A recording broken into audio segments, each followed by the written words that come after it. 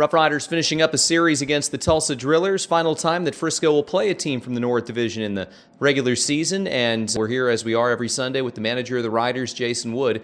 Jason, really gutty outing last night by Chichi Gonzalez. Boy, he showed you a lot out there on the mound, especially deep into that outing. Great job by Chichi last night. The furthest that he's gone all year.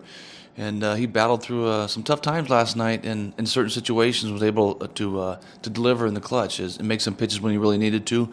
I thought he had good command and did a very nice job of keeping these guys off balance. It was a little bit of a surprise for me to see him come back out to pitch the seventh inning. He was about 90 pitches after 6. What led to the decision to let him go out there, even though he had a high pitch count? We just let him go a little bit. I just felt, Jeff and I felt, mainly Jeff felt that, he looked good. His workload wasn't too much.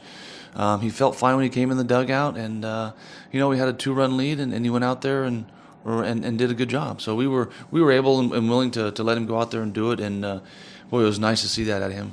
It was surprising, not just that he came back out, but that he stayed out there even after the base hit and the hit batter. There were 2 men on with 1 out. It was just the confidence that you and Jeff had in him, knowing that he was reaching the upper echelon in terms of where his limit would be, that you just felt like he could handle it? Yeah, he looked strong. I mean, that's the biggest thing that Jeff and I, watching his demeanor and watching his, he still had his velo going, and I think that he felt like he's in command. He looked like he was locked in.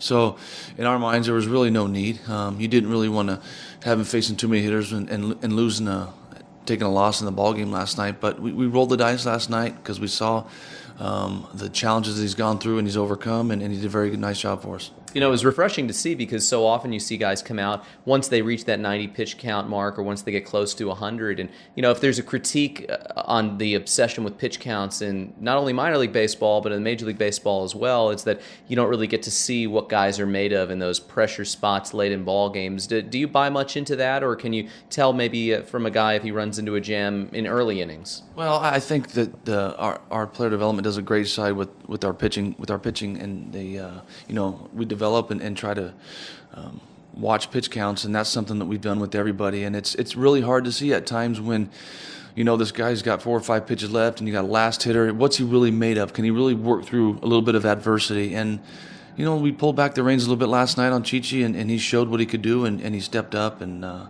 rest is history.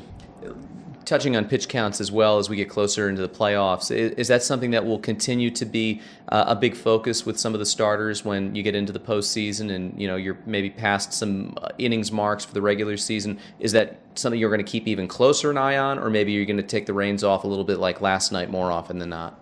I haven't spoke with Jeff or Danny Clark about that, but in the past, it's you get those 3 starters that you have. It's time to compete. So they've done everything they can throughout the course of a year, and of course you'll watch pitch count in a sense, but you're able to let them go a little bit more and really get that competitive edge out of them and earn a victory if they can.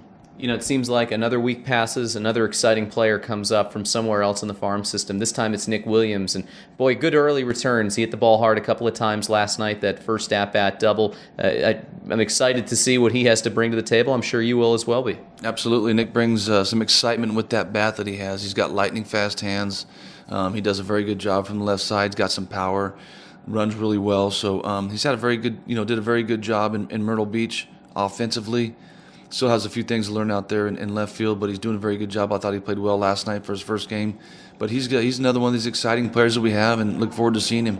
I've talked to several people inside and outside the organization, and they seem to think that he might be one of the best pure hitters in the organization. Is that what you can tell as far as what you've seen and what you've heard about him? Seen and heard, yes, I have heard that, and just from watching a couple rounds of batting practice and watching his, his demeanor in the batter's box, I think you're going to see a few chases in there, but as he grows and mentally becomes a little bit stronger, there's no doubt he can hit with power and hit to all fields with power and run real well. So anxious to see that, and I think you saw a little bit of it last night, and hopefully there's more to come. This team has undergone such a transformation when you take a look at the personnel. As a team dominated with Rua, Smolinski, Adams, and Talise early in the season in the first half, and it really seems like it has completely changed over with regard to the starting lineup. And I was adding up average ages yesterday, and the average age was something like 20.7 if you took out Wise and Adams. Just a really young group. Do you still feel like the identity of the team is the same, or has that changed as well from what you've seen, being around this clubhouse and being around the guys over the course of a game? I think the identity has changed a little bit, but when you've got, I look at the top three guys that basically are the backbone of this team who've been here all year, and Patrick Cantwell and Trevor Adams and Yilder Rodriguez, who've done a great job, and all three of them have put up good numbers, have been there daily for me. I've been able to take the young kids under their wings and kind of guide them the way we want to play the game here, and they are the steady backbone of this team, and they've done a good job of branching out to everybody who's come in, and we've welcomed everybody in, and still teaching, every day, not only myself, but, everybody on staff. But there's a ton of talent, and it's just a matter of letting them play and seeing how it works. Two of the guys who've been especially important to this offense in the second half of the season, Gallo Herrera and Joey Gallo, have been struggling a little bit offensively, but they showed some signs of life the last couple of days. Do you feel like they're getting closer back to where they were maybe 2-3 weeks ago? I do, it's just it's a work in progress every day for both of them, and they know it, and they're willing to put that time and effort in the cages and go about their business and really focus not only on their offensive side of it, but defensive side of it as well. And I think you're going to see good things, and you have seen great things out of these two, gentlemen throughout the course of the year. But they're back on track. They're starting to get focused, and they're in the heart of the order, so they'll be fine. Final day off of the season in the regular season tomorrow. Then you've got 14 games against teams from the South Division before the playoffs start. What do you want to see out of this team going into that last final stretch before you get to playoff time? Well, I think what you're going to see is, for myself and lineups, you're going to see certain guys get a few more days off here and there and just sort of try to freshen up before we get in that last week stretch before the playoffs start. But consistency, team unity, like we talk about, are things that you want to see.